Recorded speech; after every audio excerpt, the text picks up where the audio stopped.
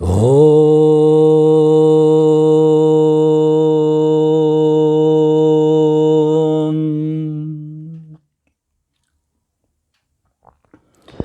योगेन चित्तस्य पदेन वाचा मलं शरीरस्य च वेद्यकेन योपाकरोतं प्रवरमुनीनां पतञ्जलिं प्राञ्जलिरान्तोऽस्मि। पतंजलिं प्राणजलिरान्तोऽस्मि। हे मुनियों में श्रेष्ठ भगवान पतंजलि, हम आपको नमन करते हैं। आपने बड़ी कृपा करके चित्त की शुद्धि के लिए योग और मल की शुद्धि के लिए आयुर्वेद दिया। आप सबका स्वागत, वेलकम। चित्त की शुद्धि के लिए योग, इसको मेडिकल टर्मिनोलॉजी में अगर अपन देखेंगे तो इसका मतलब है साइकोसोमेटिक डिजीजेस, जिनका कारण मानसिक रहता है ना। तो साइकोसोमेटिक डिजीजेस के लिए हमें भगवान पतंजलि ने योग दिया और मलम शरीरस्य, जो शारीरिक रोग है उसके लिए आयुर्वेद दिया। और बहुत सारे लोगों ने आयुर्वेद पे काम किया है, ठीक है ना। अब इसका मतलब ये नहीं है कि आयुर्वेद मन के स्तर पर काम नहीं करता है, नहीं। प्राथमिकता हम आयुर्वेद को शारीरिक रोगों के लिए देंगे और योग को हम प्राथमिकता साइकोसोमेटिक मानसिक रोगों के लिए देंगे। एक वर्गीकरण कर दिया, ठीक है ना। इस तरह से दुनिया में जो डिजीज होती है, बीमारियां, उनको हम दो हिस्सों में बांट सकते हैं। एक तो है कम्युनिकेबल डिजीजेस, संक्रामक रोग, छूत से फैलने वाले रोग, है ना। जैसे हैजा, टीबी पहले चले, फिर उसके बाद में अभी कोरोना आ गया था, है ना। ये सब कम्युनिकेबल डिजीजेज है, एक दूसरे के संपर्क में आने से फैलती है, वायरल और बैक्टीरियल डिजीजेज है। और दूसरा होता है नॉन कम्युनिकेबल डिजीजेस, है ना, जिसके अंदर एनवायरमेंटल डिजीजेस, एनवायरमेंट के कारण, पॉल्यूशन वगैरह के कारण, और फिर जेनेटिक रीजन, और सबसे इम्पोर्टेंट रीजन है लाइफ स्टाइल। जो हमारा ये जीवनचर्या में जो परिवर्तन आया है ना, आहार विहार निद्रा शयन चिंतन, ये सब में जो बदलाव आया है ना, उसकी वजह से, ठीक है ना। जिसको गीता में कहा ना, इसका उपाय बताया ना, युक्त आहार विहारस्य। सभी कुछ अगर हम बैलेंस लेकर चलेंगे तो अभी क्या है, कोरोना आ गया, वो बात एक अलग हुई। ज़्यादातर 70% जो डिजीजेज है वो हमारी लाइफ स्टाइल डिजीज है, नॉन कम्युनिकेबल डिजीजेज है। बीपी, हार्ट, शुगर, अनिद्रा, ये सभी, इवन यहाँ तक कैंसर, ये सब डिजीजेज का कारण रूट कहाँ पे है, मानसिक स्तर के ऊपर है, ठीक है ना। तो ये एक नॉन कम्युनिकेबल डिजीजेज है। तो उसको दो हिस्सों में बांट दिया, ठीक है ना। अब होता क्या है, इसके अलावा कई पेशेंट जो क्रॉनिक पेशेंट होते हैं, उनका लंबे समय तक इलाज चलता है, तो वो वैसे ठीक हो भी जाते हैं, लेकिन उनका मन के स्तर के ऊपर, उन लोगों का स्नायु तंत्र के ऊपर एक इफेक्ट जम जाता है ना, वो जाता नहीं है, ठीक है ना। तो इसमें योगा का क्या रोल है, उसके ऊपर हम चर्चा करेंगे। ये वैसे योग जो चिकित्सा है, इसको सबसे पहले दिन लेना चाहिए था, लेकिन मैंने इसको अब यहाँ पे इसलिए लिया है कि जो 15 दिन के जो लेक्चर्स हुए हैं लाइफ ट्रांसफॉर्मेशन के, है ना, उसको आपने पढ़ा नहीं है, उसको आप पढ़ेंगे। उसके वीडियो बड़े बनाना बहुत ज़रूरी था कि देयर इज़ नो शॉर्टकट, है ना। पूरा पढ़ना पड़ेगा, 15 दिन तो आपको देने पड़ेंगे उसके लिए, तब जाकर के अब जो प्रॉब्लम्स आती है ना, तो अब उसका ऊपर हम चर्चा करेंगे। यहाँ कंक्लूड कर रहे हैं एक तरह से कि योग चिकित्सा हमारी क्या है, ठीक है ना। तो इसमें योग चिकित्सा का मतलब क्या है, बहुत सारे योग के तरीके हैं, मंत्र योग, ध्यान योग, क्रिया योग, कुंडलिनी चक्र योग। तो ये सब चीज़ें जो है ये ट्रीटमेंट के लिए है। कोई कुंडलिनी चक्र से करता है, कोई मंत्र से करते हैं, ध्यान से करते हैं, और हमारा जो योग थेरेपी है, जिसको हम ये अष्टांग योग थेरेपी जो कहते हैं ना, वो पंचकोशीय है, इंटीग्रेटेड योगा थेरेपी। ये पंचकोशीय है। वो ये मानते हैं कि हमारा शरीर जो है ना, ये लिख रहा है ऐसे शरीर नहीं है, हमारा शरीर है, it is made up of 5 layers. तो अब अगर ऐसे बात करें आपसे कि भाई ये शरीर पंचकोशीय है, 5 कोश है, इसमें लेयर्स है, तो आप इसको नहीं मानेंगे। किसी ने नहीं माना।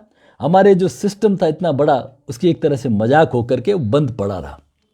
उसके बाद में क्या हुआ, एक केरलियन रशियन साइंटिस्ट आए। उन्होंने अपना जो बड़ा सेंसिटिव कैमरा डिज़ाइन किया उन्होंने। उस कैमरे से मालूम पड़ा, शरीर के जो फोटो लिए तो उसमें अलग अलग कलर्स दिखे उनको, अलग अलग कलर्स दिखे। तो तब ये हमारी जो धारणा है ना, ये मान्यता है पुष्ट हुई कि नहीं, ये शरीर ऐसे नहीं है, it is made up of vibration, it is made up of layers. और अभी जो क्वांटम फिजिक्स है वो तो क्लियर बता दिया, nothing is like solid, liquid और gases, everything is vibration, everything, we are pocket of vibration. चाहे ये पेन ले लीजिए, ये इसमें भी वाइब्रेशन है और इस शरीर में भी वाइब्रेशन है, ठीक है ना। हम सब, पूरा ब्रह्मांड वाइब्रेशन से जुड़ा हुआ है। ये जो आपको दिख रहा है जो सॉलिड लिक्विड, ऐसा है नहीं। जो 35 साल की रिसर्च के बाद में जो नोबेल लॉरियट्स था, जिसको मैटर पे खोज करने का लिए बोला गया था, उसने अपनी खोज के बाद में बताया एवरीथिंग इज वाइब्रेशन। जैसे आप पदार्थ का कहते हैं ना, एटम, मॉलिक्यूल, मॉलिक्यूल के बाद इलेक्ट्रॉन, प्रोटॉन, न्यूट्रॉन, फिर उसके बाद में क्या है, vibration, quantum vibration, vibration, vibration, जिसको भगवान बुद्ध ने 5000 साल पहले, और उससे पहले वेदों में प्रकंपनो प्रकंपनो, एवरीथिंग इज वाइब्रेशन, प्रकंपनो प्रकंपनो, ये सारा खेल वाइब्रेशंस का है, ठीक है ना। तो ये पंचकोशी सिद्धांत को मान्यता नहीं मिली। हमारे शास्त्रों में तो इसका पूरा जिक्र था। तो मैं हमारे शास्त्रों में कैसे जिक्र आया है उसको आपके सामने रखता हूँ। हमारा एक छोटा सा उपनिषद है, तैत्तरीय उपनिषद, ठीक है ना।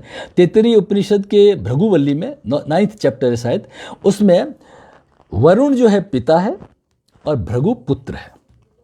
भृगु जिज्ञासु है, अपने पिता के पास में आता है कि हे गुरु, हे पिता, ये बताइए, मैं इस ब्रह्म को जानना चाहता हूँ, है ना। ये सृष्टि का निर्माण कैसे हुआ, ये ब्रह्म क्या है ना, इसकी उत्पत्ति कैसे हुई, तो उसको मैं जानना चाहता हूँ, आप मेरा मार्गदर्शन करें, है ना।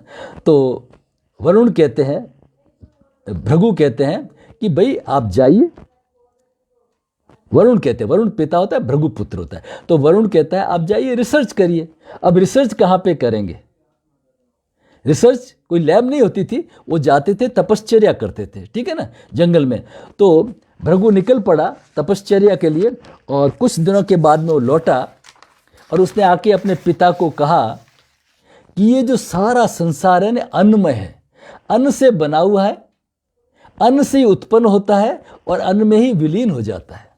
It is made of stuffs, ये मिट्टी का पुतला मिट्टी से बना है और मिट्टी में ही विलीन हो जाता है। उसका पिता कहता है वेरी गुड, तूने अच्छी खोज की, है ना, और खोज करिए। फिर वो जाता है, कुछ दिनों बाद लौट के आता है कि नहीं, इस अन्न के ऊपर प्राण है ना, श्वास है, प्राण है, तो ये शरीर है, नहीं तो ये नहीं है। फिर ये पुतला कोई काम का नहीं,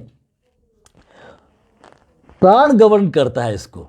उसका पिता कहता है बहुत अच्छे, तुम और जाओ और रिसर्च करो। फिर वो जाता है और कुछ दिनों बाद में लौट के आता है कि नहीं, इस प्राण के ऊपर एक मन है, मनोमय कोश है ना। तो इस तरह से वो रिसर्च करते हुए जाता है। तो पहले उसका वो लड़का आता है, उनका भृगु, और वो कहता है ये जो सारा संसार है वो अन्नमय है, कोश है, इसको अपन इस तरह से दिखा सकते हैं, ये अन्नमय कोश है। फिर वो दिखाता है नहीं, इस अन्न के ऊपर एक प्राणमय कोश है, इस अन्नमय कोश के ऊपर प्राणमय कोश, अन्नमय कोश और ये प्राणमय कोश है।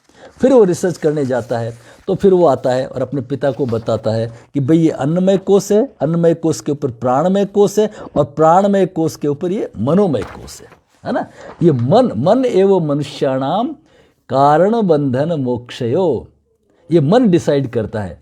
तो फिर उसका पिता कहता है जाओ और रिसर्च करो। तो वो और रिसर्च करने जाता है, तो वो बताता है कि इस मन के ऊपर एक विज्ञानमय कोश है, लॉजिक है, अन्नमय कोश, प्राणमय कोश, मनोमय कोश, और इसके ऊपर है ये विज्ञानमय कोश। विज्ञान मीन्स ज्ञान, नॉलेज का कोश है, ठीक है ना।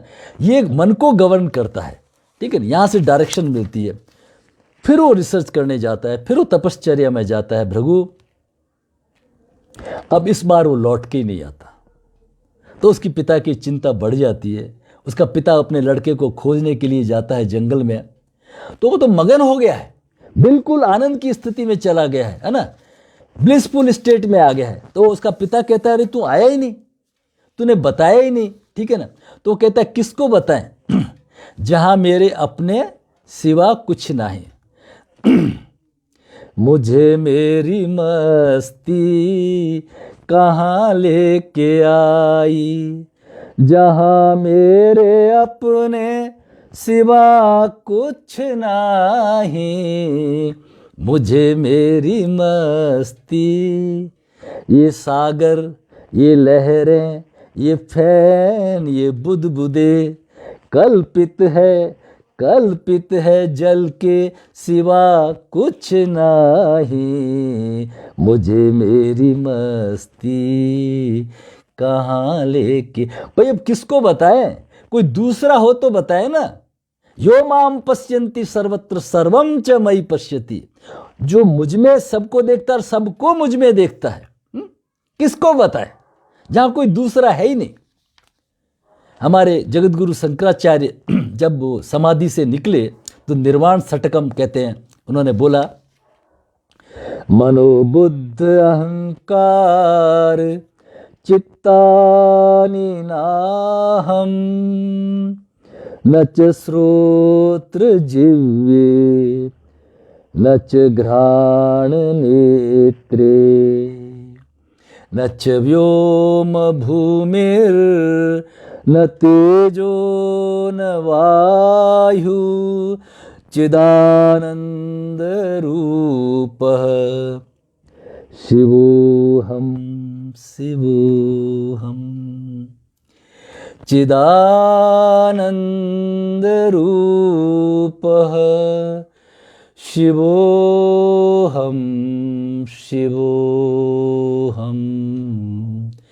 चिदानंद रूप। न मैं मन हूं, न बुद्धि हूं, न चित्त हूं, न अहंकार हूं, न मैं ये पंच तत्व हूं, अग्नि वायु पृथ्वी जल आकाश हूं, ठीक है ना। मैं तो चिदानंद रूप हूं, शिवोऽहं शिवो।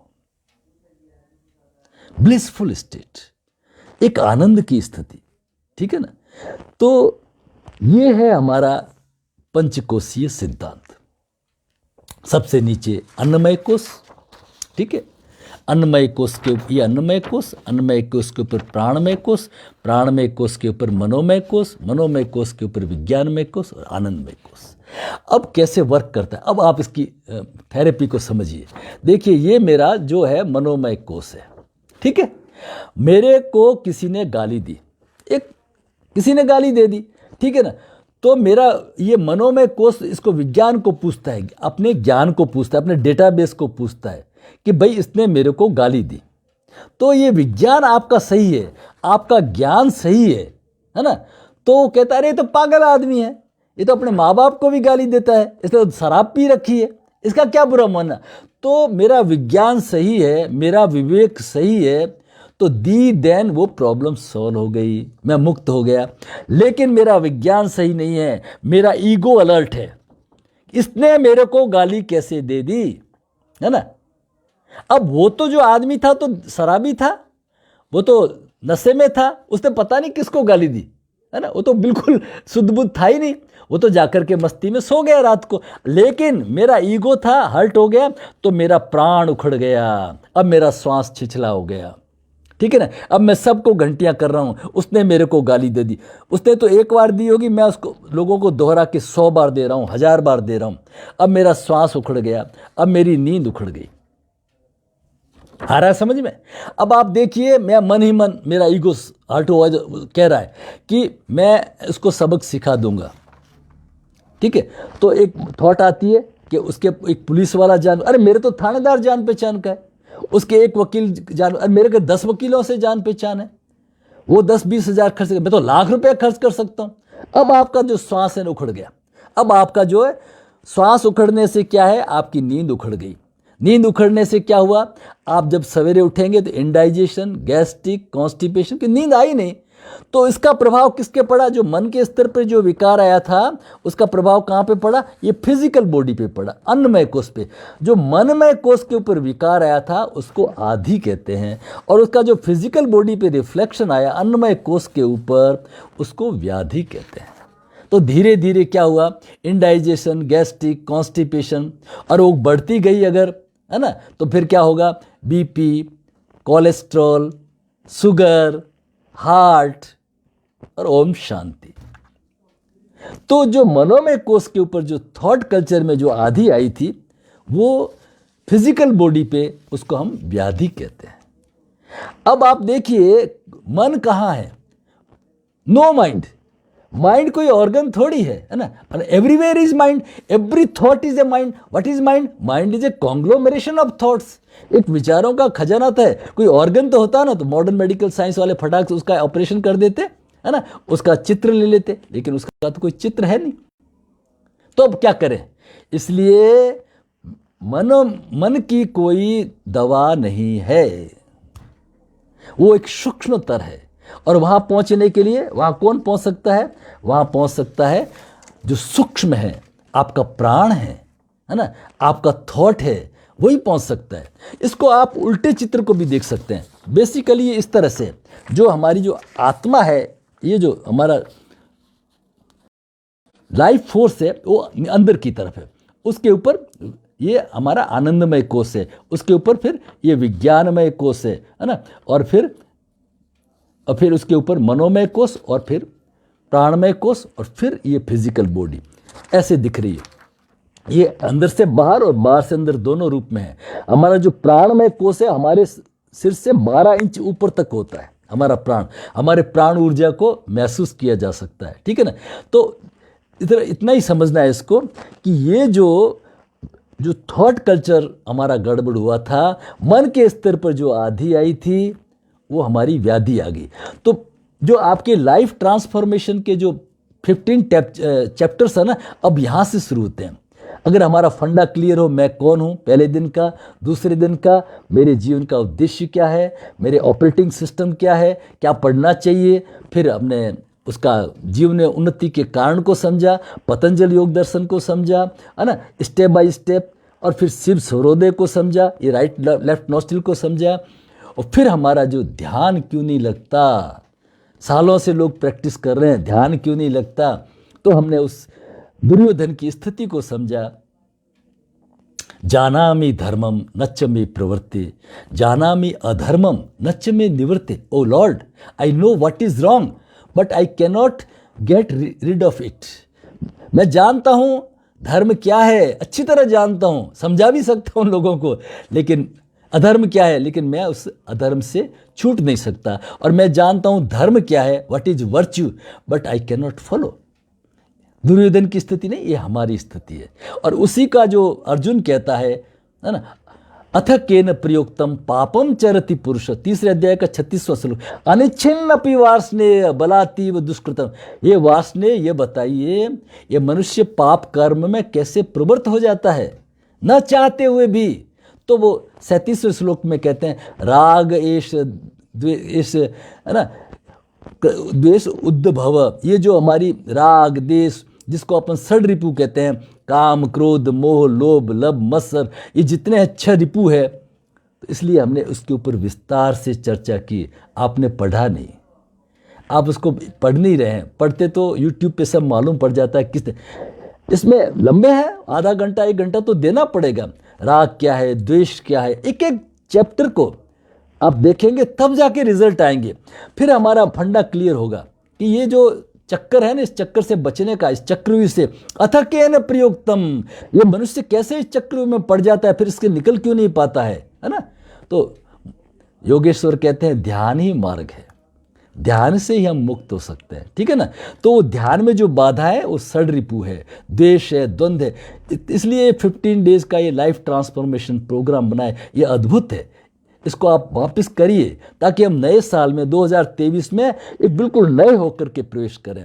उसके लिए जैसे दूसरे चैप्टर में स्वामी जी ने बताया कि भक्ति योग, ज्ञान योग, कर्म योग किसी मार्ग से बढ़ सकता है, लेकिन अगर राजयोग लेता है साथ में तो it will accelerate the motion. इसलिए हमने योग का सहारा लिया। मॉर्निंग के अंदर योग करते हैं, प्राणायाम करते हैं, फिर मेडिटेशन करते हैं। शाम के समय हम बैठेंगे, एक एक चैप्टर को लेंगे, वापस उसको सुनेंगे, उसके ऊपर मंथन करेंगे, और जो हमारा मनोमय कोश के ऊपर और विज्ञान को हम उसको करेक्ट करेंगे। जिसको मैं बार बार एग्जाम्पल से समझाता हूं कि मान लीजिए मैंने अपने एक मित्र को, जैसे अभी एक एग्जाम्पल समझा, दूसरा मैंने अपने मित्र को, जो बचपन का साथी है, बड़ा सही आदमी है, 10,000 रुपये मांगे, मैंने दे दिए। अब उसने कहा था 7 दिन बाद मैं दूंगा। हालांकि मेरे पास कोई पैसों की कमी नहीं है ना, लेकिन मैं बैठा हूँ, रिटायर्ड आदमी हूँ, और उसने 7 दिन हो गए, 8 दिन अभी नहीं दिया, अभी नहीं, ये शर्मा गलत है भाई, इसके ऊपर विश्वास नहीं। मैं अपनी मिसेज को कहता हूँ, वो कहता है आप ऐसे ही हो, देते रहते हो, फिर झगड़ा। अब मैं द्वंद चल रहा है, मेरा बढ़ रहा है टेम्परेचर। अगर मैं उसको रुपए ऐसे मान के देता कि मैं उसको डोनेट कर रहा हूं, देखिए थॉट का कल्चर देखिए, तब वो देता तो ठीक, नहीं देता तो ठीक। अब मेरे चिंता का कोई विषय नहीं है, मेरा मित्र है, बिल्कुल सही आदमी है, तो दे देगा जब उसके पास में होगा, ठीक है ना। और जब वो देता है, वो तो देगा, पक्की बात है। महीने भर बाद की उसकी भी परिस्थितियां कैसी होगी, मुझे जानना चाहिए कि under what circumstances he is doing so. तरीका ये है जीवन का जानने का। तो जब दे देगा तो मेरी लॉटरी खुल गई, ऐसी मेरे को प्रसन्नता भी होगी, ठीक है ना। तो इस तरह से अपने फंडा को कैसे क्लियर करना, तो ये सब चीज़ें एक एक स्टेप बाय समझाए, बहुत मेहनत करके उसमें काम, क्रोध, मोह, लोभ, मत्सर, है ना, मान अपमान, सभी चीज़ों को समझाया है। इसलिए उसको समझें, अष्टांग मार्ग को समझें। अष्टांग मार्ग में प्रवेश करने के लिए, योग में प्रवेश करने के लिए पहले शुद्धि क्रियाएं जरूरी है। कल सवेरे 6 बजे रखेंगे, है ना, जल नीति, वमन वगैरह सब क्रियाएं रखेंगे। तो उसके बाद में फिर हमारा यम नियम आसन, जो यम नियम है ना, सोच, संतोष, तप, स्वाध्याय, ईश्वर प्रणिधान, है ना, फिर अहिंसा, सत्य, अस्त्य, ब्रह्मचर्य, तो ये सोच यम और नियम पे आधारित है। तो ये सब यम नियम से ही हमारे फंडा क्लियर होंगे, और फिर हम इसके अंदर आगे बढ़ेंगे। गीता में 6ठे अध्याय के 17वें श्लोक में बहुत अच्छा समझाया है, युक्त आहार विहारस्य, युक्त चेष्टस्य कर्मसु, युक्त स्वप्नावबोधस्य योगो भवति दुख। आपका जो योग है ना, वो दुखों का निवारण करने वाला कब बनेगा, when everything is in balance, युक्ति पूर्वक होगी, ठीक है ना, इम्बैलेंस नहीं होगी। आपका आहार के अलावा जो भी एक्टिविटी, विहार, निद्रा, स्वप्न, जागरण, सभी कुछ बैलेंस, ये सब चिंतन डिस्कशन खूब थोरो हो चुका है।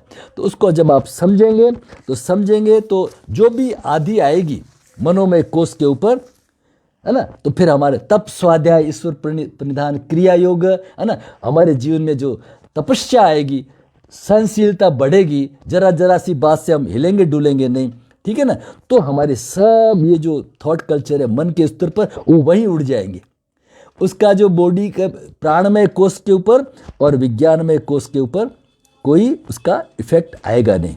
श्वास की गति हमारी बिल्कुल नॉर्मल रहेगी, ठीक है ना। तो इसके लिए बहुत सरल सरल उदाहरणों से भी आपको समझाया है उसके अंदर, क्योंकि सब जड़ यहाँ पे। मेरे एक गुरुजी है डॉक्टर भालेकर सर, वे अपना केवल्य धाम लोनावाला में, तो मैं हर बार उनका एग्जाम्पल देता हूँ कि जो IIT बॉम्बे में उनका लेक्चर था, तो एक हस्बैंड वाइफ प्रोफेसर थे, बहुत प्रसन्न हुए, खुश हुए।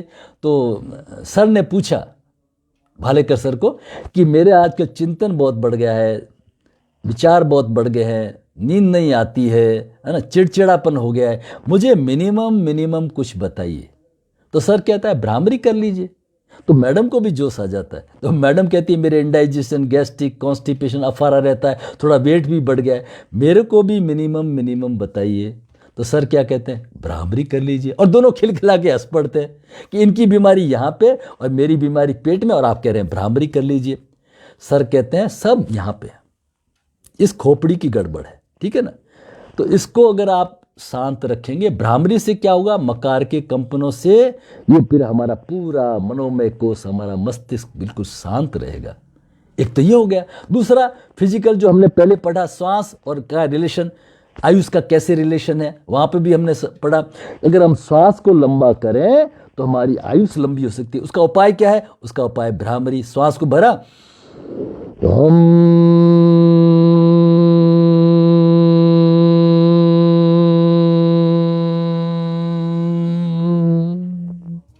श्वास की लंबाई बढ़ गई ना।